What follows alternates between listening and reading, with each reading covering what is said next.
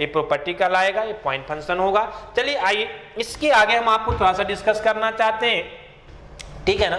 हम आपको अब यहां से कुछ इक्वेशंस डिफाइन होगा। हम क्या बोले थे कि ये जो DE का वैल्यू होता है ये आपको ऑलमोस्ट इंटरनल एनर्जी के बराबर होता है। क्लियर है ना, ये किसके बराबर होता है, इंटरनल एनर्जी के बराबर होता है। और यहां से एक इक्वेशंस भी हमको डिफाइन होता है, क्या बोलिए। तो हम यहां से बोल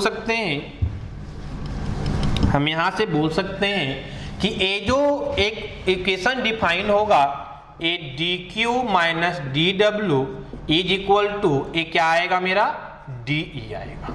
हम फिर से समझाने की कोशिश कर रहे हैं, ये बेसिक कॉन्सेप्ट है, बहुत सिंपल कॉन्सेप्ट है कि अगर मेरा कोई सिस्टम है, इसमें गैस है और इसमें हम हीट सप्लाई कर रहे हैं तो ये मेरा क्या देगा, कुछ वर्क देगा। मान लिया हम dq वैल्यू यहां से सप्लाई किए और dw वैल्यू हमको यहां से वर्क मिला, तो अगर टोटल आपका वैल्यू मिल गया वर्क तब तो ये DE का वैल्यू 0 हो जाएगा। अगर सेम वैल्यू हो जाएगा, जितना आप हीट ट्रांसफर किए उतना वर्क मिल गया तो ये वैल्यू कितना हो जाएगा, 0 हो जाएगा। लेकिन अगर सेम वैल्यू नहीं होता, जितना आप हीट सप्लाई कर रहे हो उतना वर्क नहीं मिल रहा है, मतलब कुछ एनर्जी सिस्टम में स्टोर हो रहा है, वो मेरा क्या कहलाएगा, सिस्टम का चेंज इन इंटरनल एनर्जी है ना। हम बाद में बताएंगे इंटरनल एनर्जी के बराबर होता है। तो ये मेरा DE है, तो यही जो मेरा dq माइनस जितना हम दे रहे हैं माइनस जितना वर्क मिल रहा है और बाकी जो बचेगा वो मेरा क्या कहलाएगा, DE कहलाएगा। तो कहने का मतलब है कि ये dq minus dw is equal to DE define होगा। अगर हम dq लिखना चाहते हैं तो DE और प्लस हम क्या लिखेंगे, DE और प्लस हम क्या लिखेंगे, dw लिखेंगे।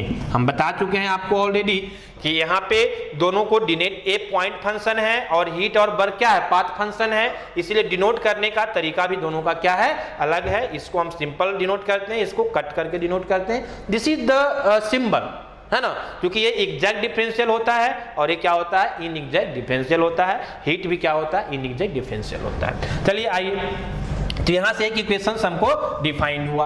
अब हम आपको जो समझाना चाह रहे हैं, आप देखिए यहाँ पे अभी हम आपको बोल रहे थे कि हाँ ये इक्वेशंस जो है वो किसके लिए डिफाइन होगा, ये इक्वेशन सबसे पहले डिफाइन होगा क्लोज सिस्टम के लिए, है ना। दिस इज फॉर, है ना, पहला पॉइंट याद रखना कि ये क्लोज सिस्टम के लिए डिफाइंड होगा, है ना। एक क्या है आपको, तो इसको बोलते हैं equation of first law of thermodynamics, इसको बोलते हैं equation of first law of thermodynamics for process. एक जो हम ए डिफाइन किए थे आपको, है ना, कि summation of dq is equal to summation of dw, ए किसके लिए था, ए आपका था साइकिल के लिए, लेकिन ए किसके लिए डिफाइन होगा, ए डिफाइन होगा आपका प्रोसेस के लिए, है ना, एक प्रोसेस के लिए आपका डिफाइन होगा। क्लियर। और ए आपका दो पॉइंट ध्यान में रखिएगा कि आपको क्लोज सिस्टम के लिए डिफाइंड होगा और ए आपको जो है फर्स्ट लॉ ऑफ थर्मोडायनामिक्स, है ना, बोल सकते हैं फॉर प्रोसेस। क्लियर। और ए आपका दोनों रिवर्सिबल और इरिवर्सिबल दोनों के लिए डिफाइंड होता है, तो उसमें कोई टेंशन नहीं। क्लियर। चलिए आइए हम अब आगे जो आपको थोड़ा सा डिफाइन करने जा रहे हैं, हम ये समझाना की कोशिश कर रहे हैं कि ये जो आपका change in total energy of the system है, ये ऑलमोस्ट जो है ये इंटरनल एनर्जी के बराबर होता है। तो कैसे, हम इसको थोड़ा सा देखते हैं, आपको डिनोट करते हैं। क्लियर ना। तो टोटल एनर्जी E को हम कैसे दिखा सकते हैं कि वहां पे टोटल एनर्जी को हम तीन तरह के एनर्जी में लिख सकते हैं। एक काइनेटिक एनर्जी होता है, प्लस पोटेंशियल एनर्जी होता है और प्लस इंटरनल एनर्जी होता है ना। U मेरा क्या है, इंटरनल एनर्जी, है ना, ध्यान रखिएगा। हम U से डिनोट करते हैं इंटरनल एनर्जी को, आगे हम आपको बताएंगे। दिस इज इंटरनल एनर्जी, है ना। U जो है वो क्या है, इंटरनल एनर्जी है। अब देखिए ये जो काइनेटिक एनर्जी और पोटेंशियल एनर्जी का जो वैल्यू होता है वो बहुत कम वैल्यू होता है। हम आपको बताए थे कि थर्मोडायनामिक्स सिस्टम में जो हम एनर्जी को डिफाइन करते हैं वो दो तरह से करते हैं, एक एनर्जी स्टोर्ड इन सिस्टम और दूसरा एनर्जी इन ट्रांजिट। तो एनर्जी स्टोर्ड इन सिस्टम में वो इंटरनल एनर्जी हो सकता है, पोटेंशियल हो सकता है, काइनेटिक हो सकता है, ठीक है ना, और ट्रांजिशन में हीट एंड वर्क, क्लियर है ना। तो इंटरनल एनर्जी जो सिस्टम का होता है ना, मतलब एनर्जी जो स्टोर्ड सिस्टम का होता है उसी को टोटल एनर्जी के नाम से हम जान सकते हैं, क्लियर है ना।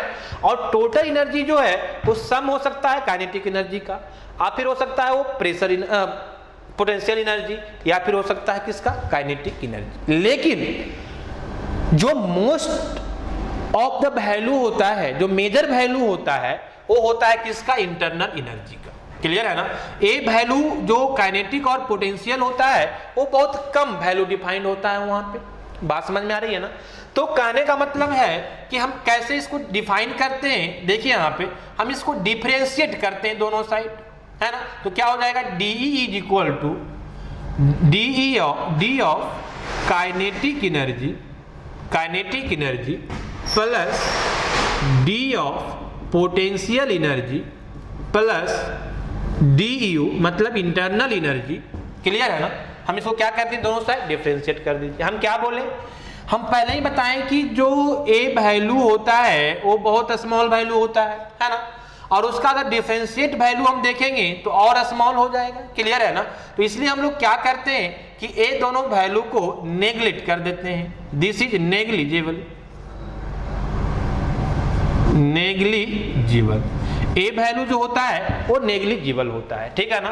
और इसको हम लोग क्या कर देते हैं, नेग्लेक्ट कर देते हैं। तो यहाँ जो change in total energy of the system हो जाता है वो इंटरनल एनर्जी के बराबर हो जाता है, क्लियर है। तो ये total energy of the system जो हुआ, चेंज इन टोटल एनर्जी, वो किसके बराबर हो गया, इंटरनल एनर्जी के बराबर हो गया, क्लियर है ना। तो अगर हम इसको मान ले इक्वेशन नंबर 1 है ना, तो हम लिख सकते हैं, है ना, हम लिख सकते हैं फ्रॉम इक्वेशन 1 ए वैल्यू हम वहां पुट कर दें, तो वहां पे हमको DQ इज इक्वल टू क्या है, DE प्लस DW, क्लियर है ना। तो इसको हम लिख सकते हैं DQ is equal to DE की जगह पे हम क्या लिख सकते हैं, DU, तो ये हो जाएगा DU और प्लस थीटा, है ना। तो यहाँ से एक और नया इक्वेशन हमको मिल जाता है, DQ is equal to DU plus DW, clear है ना। तो ये दो इक्वेशंस है ना, ये दोनों इक्वेशंस को आपको ध्यान में रखना है, बहुत इंपॉर्टेंट है ना। दोनों लगभग सेम है। अगर कहीं ऐसा बोल दे कि काइनेटिक और पोटेंशियल मेरा मेजरेबल है, तब हम यहाँ से और टोटल एनर्जी का value they they, change in energy का, तो हम यहाँ से सॉल्व करेंगे। अगर वो नेग्लेक्ट करके, लेकिन जनरली थर्मोडायनामिक्स कॉन्सेप्ट में हम लोग क्या करते हैं कि इसी इक्वेशंस को यूज करते हैं, मतलब हम ये मान के स्टडी करते हैं कि काइनेटिक और पोटेंशियल चेंजेस जो है वो क्या है, नेग्लिजिबल है ना। तो इसलिए हम इस इक्वेशंस को यूज करते हैं, क्लियर। तो यहाँ पे हम आपको दो चीज समझाने की कोशिश किए। पहला तो हम आपको ये समझाएं कि जो है ना DQ मेरा पाथ फंक्शन होता है, माइनस DW भी पाथ फंक्शन होता है, लेकिन दोनों को डिफरेंस करने के बाद जो एनर्जी मेरा डिफाइंड होता है, this is not a path function, this is a point function, और इसीलिए हम इसको क्या बोलते हैं, प्रॉपर्टी बोलते हैं। पहला पॉइंट हम आपको समझाएं। दूसरा पॉइंट हम यहां से आपको क्या बताएं कि यहां से जो है हम दो इक्वेशंस डिफाइन किए, एक इक्वेशन दिस वन और दूसरा इक्वेशंस दिस वन, जो हम आगे यूज करेंगे क्वेश्चंस को सॉल्व करने में या हीट ट्रांसफर को फाइंड करने में। वेरियस प्रोसेस के लिए जो हीट ट्रांसफर हम फाइंड करेंगे वो कुछ यहां से ही डिफाइन करेंगे। इतना ही नहीं, इस इक्वेशंस को हम कुछ इस तरह से भी लिख सकते हैं कि मान लिया जाए, जैसे यहां से आप यहां से भी लिख सकते हो, है ना, दूसरे फॉर्म में भी ध्यान रखना कि हम लोग जानते हैं कि रिवर्सिबल प्रोसेस और क्लोज साइकिल के लिए जो मेरा DW का वैल्यू होता है that is P into DV के बराबर होता है, क्लियर है ना। तो इस इक्वेशन को हम क्या कर देंगे, थोड़ा सा चेंज कर देंगे, क्या कि DQ is equal to DE तो रहेगा ही प्लस DW के जगह पे P इंटू DV। तो कहने का मतलब है कि हम इस तरह से इसको लिख सकते हैं। सिमिलरली यहां भी आप लिख सकते हो कि DQ is equal to DU और प्लस इसको आप क्या लिख सकते हो, P इंटू DV। तो इस तरह से आप यहां भी लिख सकते हो, कोई प्रॉब्लम नहीं है, DV, ठीक है। तो ये इस फॉर्म से थोड़ा सा चेंज हो गया, बगल की जगह पे हम PDV लिख सकते हैं, क्योंकि हम क्या बोले कि क्लोज सिस्टम के लिए है और क्लोज सिस्टम के लिए वर्क क्या होता है, PDV होता है, फॉर रिवर्सिबल प्रोसेस, है ना। यहाँ पे आपको ये आपको दोनों के लिए रिवर्सिबल और इरिवर्सिबल, लेकिन जब यहाँ पे आप ये यूज कर देंगे तो ये ओनली फॉर किसके लिए हो जाएगा, ओनली फॉर रिवर्सिबल के लिए हो जाएगा, ओनली फॉर रिवर्सिबल के लिए हो जाएगा। और यहाँ भी ये किसके लिए, close system and only for reversible process. तो ये सारा पॉइंट्स था जो हम आपको डिस्कस किए, ठीक है ना। अब आइए हम लोग देखते हैं इंटरनल एनर्जी, है ना, क्योंकि बार बार जो है इंटरनल एनर्जी पॉइंट्स आपको आ रहा है कहीं ना कहीं, तो हम देखते हैं थोड़ा सा कि ये इंटरनल एनर्जी क्या होता है। क्लियर है, आइए देखते हैं। हेडिंग दीजिए इंटरनल एनर्जी।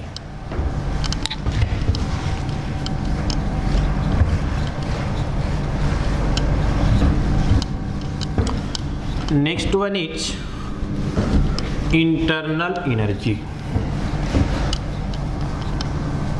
है ना, इंटरनल एनर्जी। नेक्स्ट पॉइंट दीजिएगा इंटरनल एनर्जी, जिसको हम यू से डिनोट करते हैं। इंटरनल एनर्जी को हम कैसे डिनोट करते हैं, कैपिटल यू से। क्लियर है ना। ये होता क्या है, तो एक सिंपल डेफिनेशन हम आपको दे देते हैं कि amount of heat, amount of, है ना, amount of energy, amount of energy, amount of energy associated with molecules associated with molecules of the system is called internal energy, is called internal energy, है ना, कि system के molecules के साथ जो energy associate होता है उसी को हम लोग बोलते हैं क्या, है ना, इंटरनल एनर्जी। क्लियर है ना। जनरली जो इसको हम लोग रिप्रेजेंट करते हैं, इट इज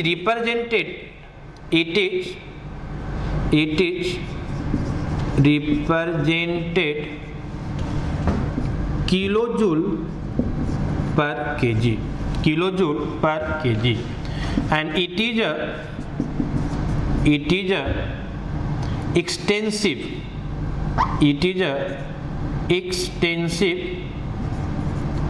एक्सटेंसिव प्रॉपर्टी। हम लोग पहले ही पढ़ चुके हैं सारी चीज, है ना, कि जो मेरा इंटरनल एनर्जी होता है ना, ऑल फॉर्म ऑफ एनर्जी कैसा, एक्सटेंसिव प्रॉपर्टी।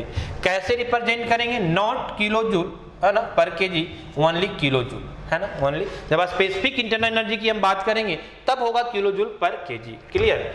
तो आइए हम उसका ही बात कर लें, थोड़ा सा आप कंफ्यूज मत कीजिएगा, है ना, उसका भी हम यहीं पे बात कर लेते हैं कि specific internal energy, specific internal energy जिसको हम स्मॉल यू से डिनोट करते हैं, दैट इज कैपिटल यू, मतलब internal energy per unit mass, that is internal energy per unit mass, है ना। एक कैसे रिप्रेजेंट हो जाएगा, पर यूनिट मास, मतलब पर केजी हो जाएगा, है ना। तो इसको हम बोल सकते हैं कि it is represented, it is, या एक्सप्रेस्ड लिख दीजिएगा as it is, it is expressed क्या, किलोजूल पर केजी। इस तरह से हम दिखाएंगे, है ना। लेकिन अब ये क्या होगा, स्पेसिफिक फॉर्म आ गया, specific form of any properties, वो मेरा क्या कहलाता है, इंटेंसिव प्रॉपर्टी, है ना। या इसी को हम लोग समझते थे क्या, कि ratio of two extensive property, A भी एक्सटेंसिव है और मास भी एक्सटेंसिव है, वे क्या बन जाएगा, इंटेंसिव प्रॉपर्टी। तो कहने का मतलब क्या हुआ कि स्पेसिफिक इंटरनल एनर्जी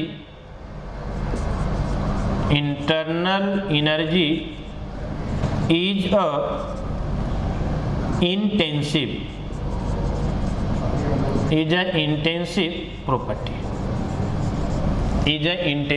प्रॉपर्टी, है ना।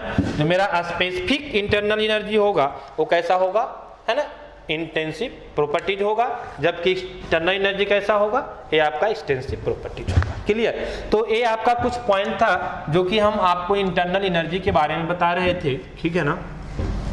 ठीक है, अब देखिए ये बेसिक पॉइंट है, इसको ध्यान में रखिएगा इंटरनल एनर्जी को। क्लियर? बाकी चीज तो हम आपको बता ही दिए कि जो सिस्टम में जो एनर्जी एसोसिएट होता है ना, तो टोटल एनर्जी अगर हम बात करें तो काइनेटिक एनर्जी, पोटेंशियल एनर्जी और इंटरनल एनर्जी तीनों फॉर्म में होता है, लेकिन मोस्ट ऑफ द पार्ट जो होता है वो किसका होता है, इंटरनल एनर्जी का होता है। काइनेटिक और पोटेंशियल का वैल्यू बहुत कम होता है, नेग्लिजिबल होता है, इसलिए उसको हम लोग क्या कर देते हैं, है ना, नेग्लेक्ट कर देते हैं। चेंज की बात करते हैं तब तो और बहुत कम हो जाता है, इसलिए हम उसको क्या कर देते हैं, नेग्लेक्ट कर देते हैं। ठीक है ना। तो this is some points about the internal energy. सबसे पहले amount of energy associated with molecules of the system is called internal energy. कैसे रिप्रेजेंट करेंगे, किलो जूल में। इट इज एक्सटेंसिव, ये कैसा होगा, एक्सटेंसिव प्रॉपर्टीज होगा। लेकिन हम अगर स्पेसिफिक इंटरनल एनर्जी की बात करें तो ये internal energy per unit mass, express कैसे करेंगे, किलो जूल पर केजी। और चूंकि स्पेसिफिक फॉर्म हो गया तो कैसा हो गया, ये इंटेंसिव प्रॉपर्टीज हो गया, है ना। Very simple concept. चलिए आइए एक पॉइंट हम और थोड़ा सा आपको डिस्कस करने का कोशिश करते हैं, ठीक है ना। और वो पॉइंट कुछ इस तरह से है कि जो मेरा आइसोलेटेड सिस्टम होता है ना, जो एनर्जी आइसोलेटेड सिस्टम का होता है वो ऑलवेज कांस्टेंट होता है ना। ऑलवेज क्या होता है, कांस्टेंट होता है। तो इसको हम थोड़ा सा आपको समझाने की कोशिश करते हैं, है ना। हालांकि आपको पता है कि आइसोलेटेड सिस्टम किसको बोलते हैं, जिसमें नो मास ट्रांसफर और नो एनर्जी ट्रांसफर। तो चूंकि ना मास ट्रांसफर होता है ना एनर्जी ट्रांसफर होता है, इसलिए उसका जो अपना एनर्जी होता है सिस्टम का वो क्या रहता है, कांस्टेंट रहता है। बात समझ में आ गया ना। तो कहने का मतलब है कि इसको हम थोड़ा सा आपको समझाते हैं, बहुत इजी है। तो आप हेडिंग कुछ इस तरह से दीजिएगा कि energy of isolated system is constant, है ना। Energy of isolated system